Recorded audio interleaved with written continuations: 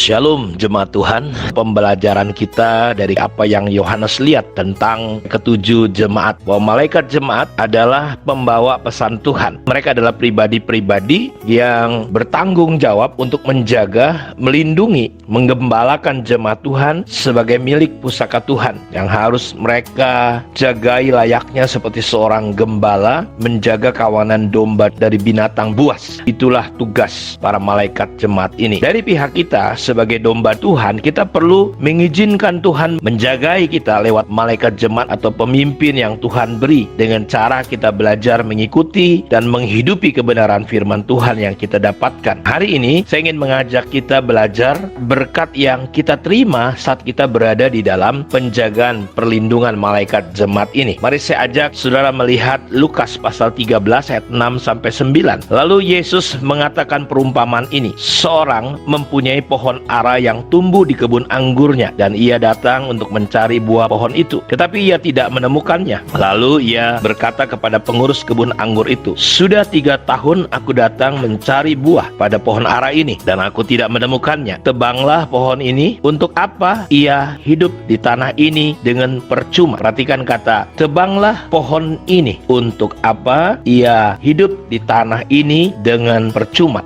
Jawab orang itu, "Tuan, biarkanlah dia tumbuh tahun ini lagi. Aku akan mencangkul tanah sekelilingnya dan memberi pupuk kepadanya. Mungkin tahun depan ia berbuah. Jika tidak, tebanglah ia." Saudara lihat, ketika kita berada di dalam penggembalaan, berada dalam pengawasan Tuhan lewat orang yang Tuhan berikan untuk menjagai kita. Karena Ibrani 13 ayat 17 berkata bahwa mereka berjaga-jaga atas jiwa kita. Penggembalaan juga diumpamakan seperti seorang yang menjagai sebuah kebun, di mana pemilik kebun itu memiliki berbagai macam tanaman, dan dia berharap mereka harus berbuah. Ada penjaga yang bertanggung jawab untuk menjaga, merawat supaya pohon ini bertumbuh dan berbuah. Sama dengan kehidupan kita. Tuhan berharap kita masuk di dalam tujuan dan rencana Allah. Seperti Musa membawa orang Israel keluar dari tanah Mesir untuk sampai kepada tujuan, walau pada akhirnya mereka semua gagal masuk pada tanah Kanaan. Kenapa? Karena jemaat-jemaat yang Musa pimpin tidak bisa mengikuti, tidak bisa seirama, tidak bisa selaras dengan Musa sebagai malaikat jemaat, sebagai penggembala yang Tuhan percayakan, sehingga mereka gagal masuk tanah Kanaan. Perhatikan pohon yang ada di taman itu yang dijaga oleh penjaga ini, Bapak Ibu. Dia melihat ternyata pohon ara ini sudah sekian lama, tepatnya 3 tahun. Loh, ini kok terus-terus tidak berbuah? Dan dia berkata, tebang saja. Ketika kita berada di dalam sebuah penggembalaan,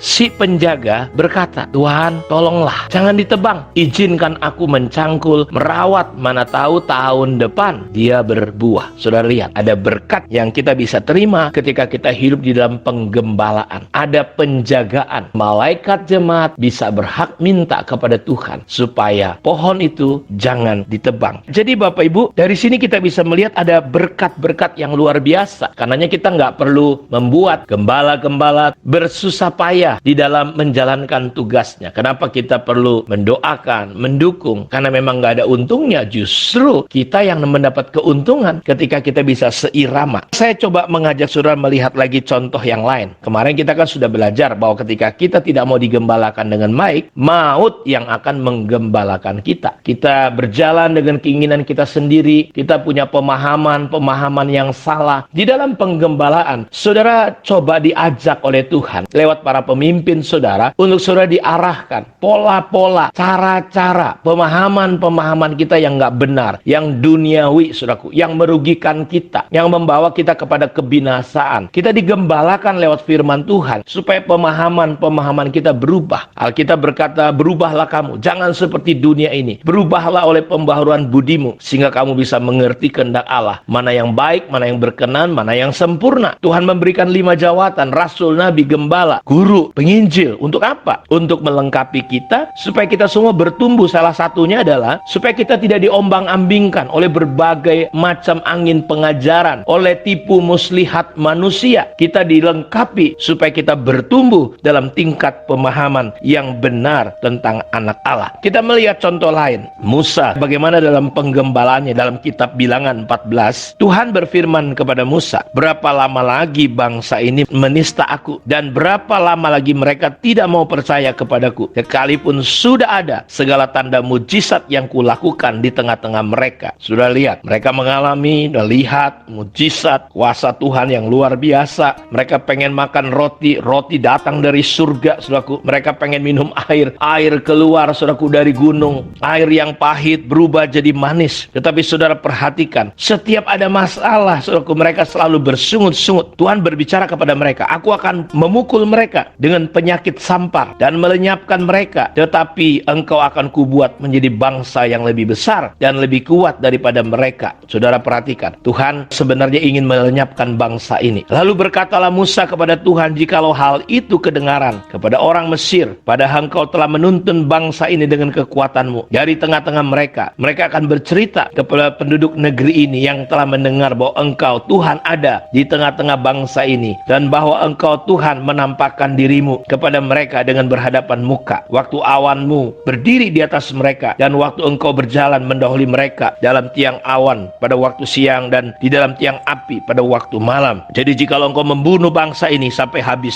maka bangsa-bangsa yang mendengar kabar tentang engkau ini nanti berkata, sekarang biarlah kiranya kekuatan Tuhan itu nyata. Ia mengampuni kesalahan dan pelanggaran, tetapi sekali-kali tidak membebaskan orang yang bersalah dari hukuman. Bahkan ia membalaskan kesalahan bapa kepada anak-anaknya, kepada keturunan yang ketiga dan keempat. Ampunilah kiranya kesalahan bangsa ini sesuai dengan kebesaran kasih setiamu, seperti engkau telah mengampuni bangsa ini mulai dari Mesir sampai kemari. Berfirmanlah Tuhan, aku mengampuninya sesuai dengan permintaanmu. Hanya demi aku yang hidup, dan kemuliaan Tuhan memenuhi seluruh bumi. Semua orang yang telah melihat kemuliaanku dan tanda-tanda mujizat yang kuperbuat di Mesir, di padang gurun, namun telah 10 kali mencobai aku, tidak mau mendengarkan suaraku, pastilah tidak akan melihat negeri yang kujanjikan dengan bersumpah kepada nenek moyang mereka. Semua yang menista aku tidak akan melihatnya. Saudara perhatikan, sebenarnya Tuhan akan menulahi mereka, Tuhan akan menghukum mereka. Tapi Musa seperti penjaga kebun meminta kepada Tuhan, jangan Tuhan. Bahkan kalau saudara tahu dalam kitab Keluaran pasal 32, ketika bangsa Israel berbalik ketika Musa sedang ke Bukit Sinai untuk menerima 10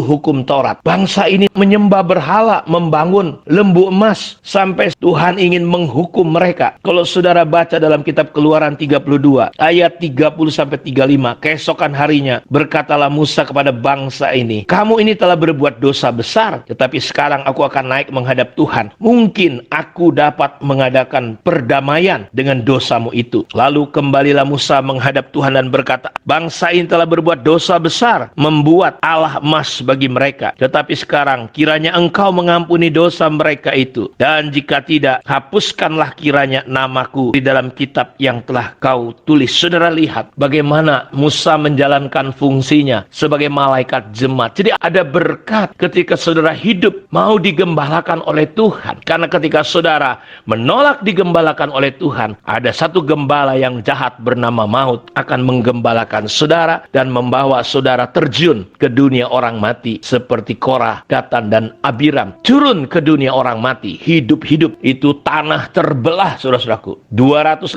orang yang ikut-ikutan dibakar oleh api mengerikan. Nah, kita lihat Musa membela. Dia berkata, Tuhan, biarlah kiranya namaku saja yang dihapus dari kitab yang telah kau tulis. Tuhan berfirman kepada Musa, siapa yang berdosa kepadaku, nama orang itulah yang akan kuhapuskan dari dalam kitabku. Saudara, bayangin kalau nama mereka terhapus dari kitab kehidupan. Tetapi karena ada seorang malaikat jemaat bernama Musa, dia membela umatnya pada waktu itu. Sehingga di perjanjian baru kita lihat bagaimana gereja mula-mula ketika selaras, seirama dengan para rasul, dengan pemimpin yang menggembalakan mereka. Kita lihat bagaimana ketika mereka sehati, sepikir, bertekun di dalam kebenaran Tuhan. Saudara tahu, kalau saudara baca di Kisah Rasul 2 ayat 41-47, orang-orang pada ketakutan kalau sudah lihat di situasi itu. Dan semua orang yang telah menjadi percaya tetap bersatu. Segala kepunyaan mereka adalah kepunyaan bersama, dan selalu ada dari mereka yang menjual harta miliknya, lalu membagi-bagikannya kepada semua orang sesuai dengan keperluan masing-masing. Dengan bertekun dan dengan sehati mereka berkumpul tiap-tiap hari dalam bait Allah. Mereka memecahkan roti di rumah masing-masing cara bergilir sambil memuji Allah, dan mereka disukai semua orang, dan tiap-tiap hari Tuhan menambah jumlah mereka dengan orang yang diselamatkan. Ada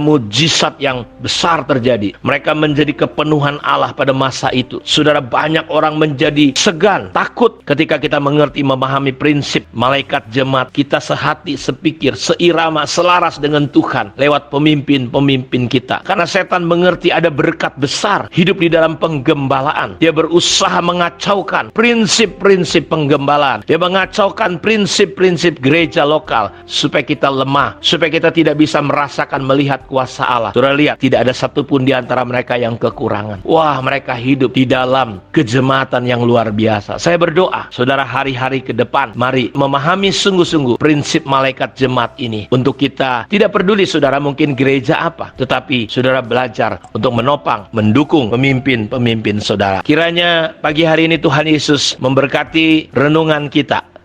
Shalom.